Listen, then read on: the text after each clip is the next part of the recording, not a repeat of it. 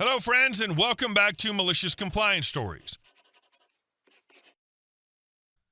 We're starting today's video with the tale of a woman who tried to strong-arm her way to the front of a grocery line. She had the nerve, the attitude, and unfortunately for her, the worst timing imaginable. But before we begin, best way to support our channel is to leave comments, like, and subscribe with the turned-on bell so you don't miss the new video every single day. Here we go.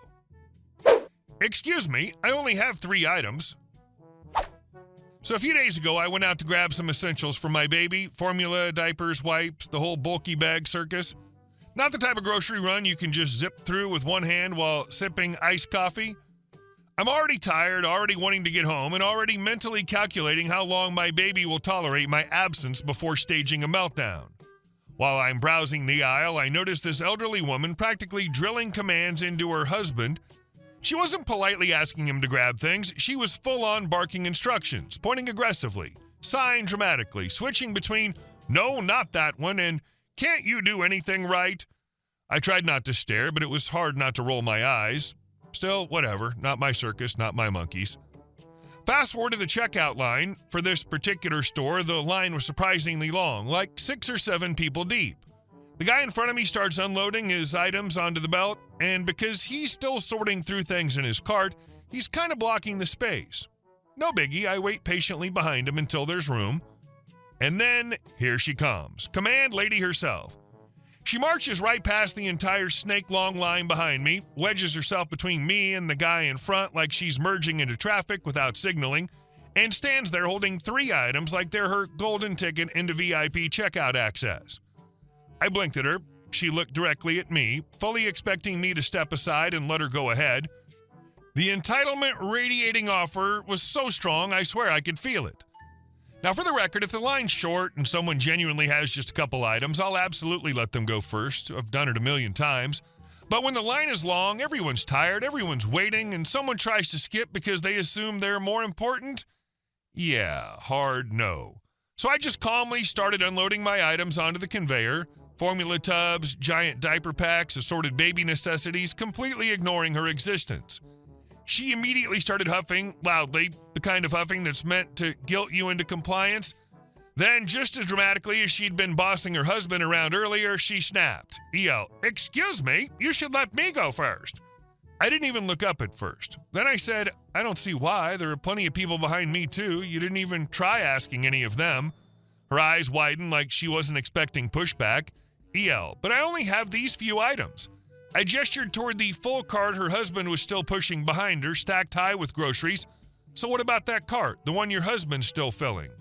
She glanced back, realizing I'd caught her. "I'm in a hurry." I shrugged, "And I want to get home to my baby. We all have reasons." You could practically see the moment she realized she wasn't going to bully me out of my spot. Her mouth tightened, she spun around, and she tried the same stunt with every single person behind me, moving from person to person like some desperate speed dating event. Each person turned her down. Meanwhile, she was so busy trying to line skip that she didn't even notice when the store opened a second checkout lane. Not until people had already formed a whole new line without her. The cherry on top, her husband ended up in that new line with the big cart, and she had to run over and join him like a scolded toddler. I paid, grabbed my essentials, and walked out grinning. Sometimes petty patience really is the sweetest revenge. Exactly. That's the perfect attitude to have. No one gets to self-authorize a shortcut in line just because they think their time matters more than everyone else's. If she really needed to skip ahead, she should have politely asked everyone behind you, not just assume she could wedge herself in. Otherwise, she can march to the back like everyone else and wait her turn. Entitlement doesn't equal permission. And our second story. He was a terrible neighbor. When his AC joined my smart home network, I gave him a taste of chaotic good. About 5 years ago, I was living in a place with thin shared walls, the kind where you can hear your neighbor sneeze and guess what brand of cereal he's eating. Unfortunately for me, the guy on the other side of my lounge was a full-time all-weather jerk.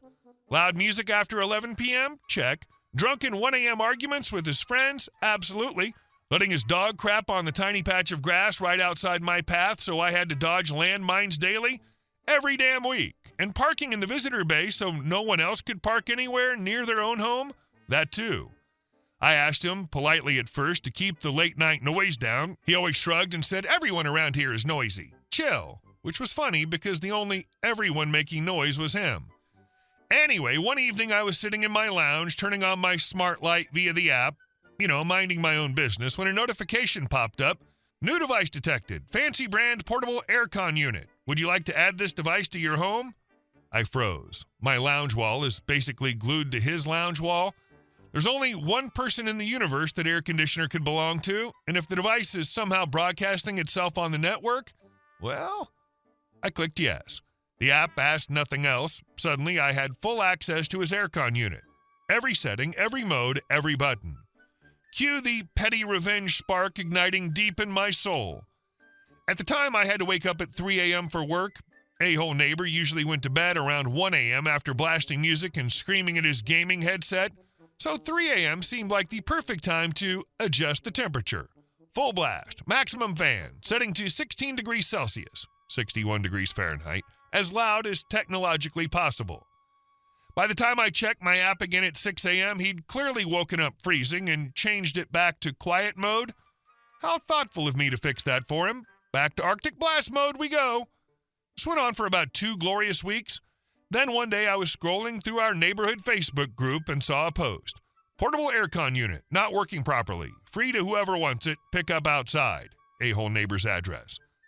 Reader, I cackled loudly. Then I went and picked it up. It would have been rude not to.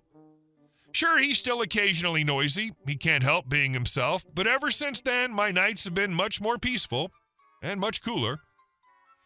He essentially left the keys to his own comfort in the ignition with the door wide open and a sign that said, "Please drive." This is a powerful reminder that in our connected world, digital hygiene isn't just about credit cards. It's about your very peace and quiet. And our next story. Doing security rounds in a 100-year-old arena. I've worked security on and off for several years to supplement my income, so I've heard quite a few creepy stories from coworkers.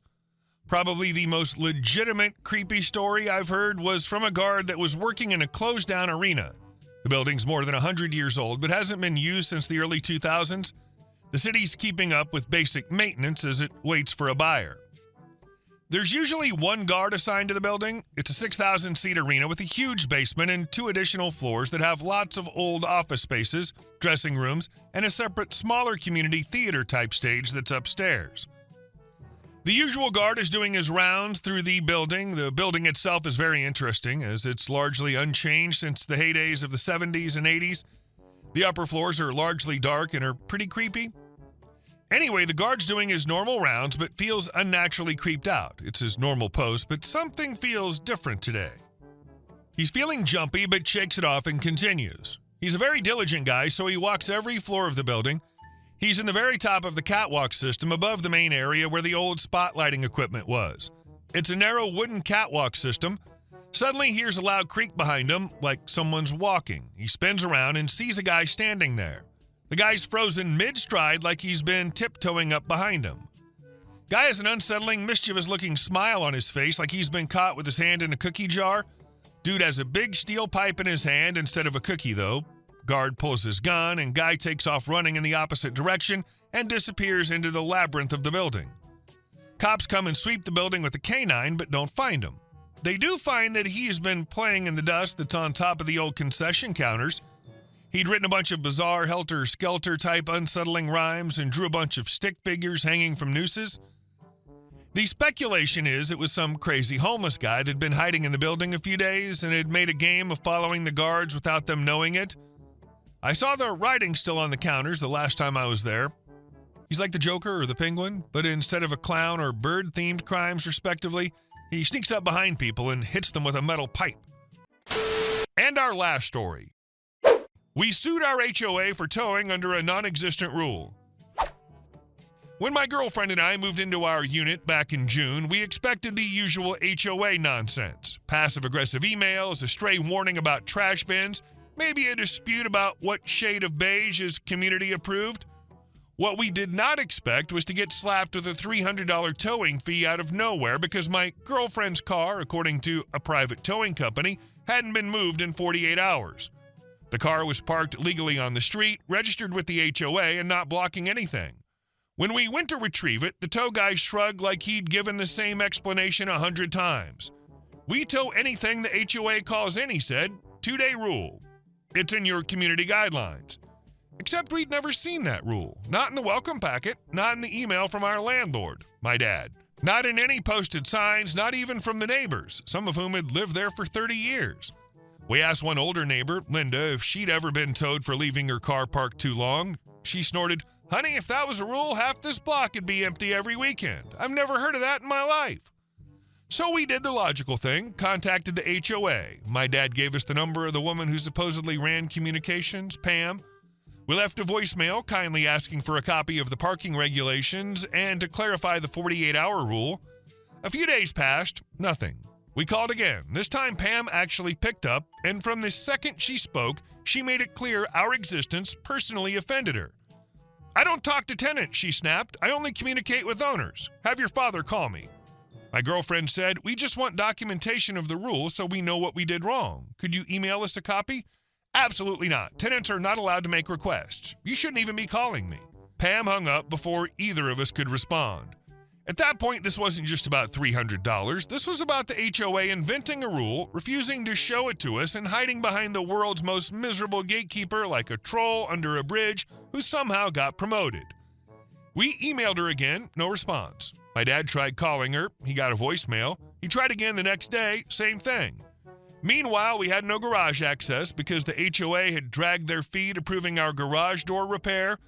The contractors had given them a few color options, and HOA insisted the shades didn't match existing doors. When we asked for a color code, something simple like almond or tan, Pam told us, "We don't have color codes. Just go outside and look at it." So, because of their delay, our garage was unusable, and apparently parking on the street for 2 days was now a secret crime punishable by towing. We kept asking for written proof of the rule. Pam kept ignoring us. Finally, my girlfriend said, "If they won't give us the rule, there probably isn't one." The idea stuck. My dad dug through the CCRs, the bylaws, the parking addendum, everything. No mention of any 48-hour rule anywhere, not even implied. The HOA documents had over 80 pages of mind-numbing restrictions, including one about what type of flowers could go in the shared planters, but nothing about leaving a car parked for 2 days. When Dad contacted the HOA board directly, skipping Pam entirely, he got a short email from one of the board members. "The 48-hour parking rule has been informally enforced for many years." That was the final straw. My girlfriend filed a small claims case to recover the towing fee. The filing cost less than $50. She included the non-existent rule, Pam's refusal to communicate, and the fact that no signs or documents supported the tow. The HOA was furious. They sent us a letter saying all communications must go through Pam, which we ignored, and then a second letter demanding we drop the case because HOA decisions are final. They're not. When the court case arrived, we walked in expecting Pam. Instead, the HOA sent an actual attorney because Pam apparently panicked and refused to attend. Their lawyer looked annoyed from the moment he sat down. The judge asked him, "Can you show me the rule about the 48-hour limit?" He flipped through the documents, then flipped again, then asked for a moment. It was painfully clear he had no idea the rule didn't exist until right then. The judge raised an eyebrow. "So there is no rule?" The lawyer muttered, "It appears there is not." We won. Full refund of the tow fee plus court costs. Afterward, we learned that hiring the attorney to represent the HOA in court cost them well over $1,500, all because Pam refused to answer an email and made up rules to feel important. Last night, the board sent out a community-wide announcement. Effective immediately, HOA staff must respond to tenant inquiries when the matter concerns parking, towing, or safety. Pam quit the next morning. We should acknowledge that fighting this took time, stress, and effort. The easy thing would have been to grumble and pay the $300, but this couple and the dad chose the hard path on principle. And in doing so, they revealed that the emperor had no clothes. The powerful HOA was, in this case, a paper tiger that collapsed the moment someone bothered to read the fine print. Hey guys, thank you all for watching the video. I'll see you in the next one.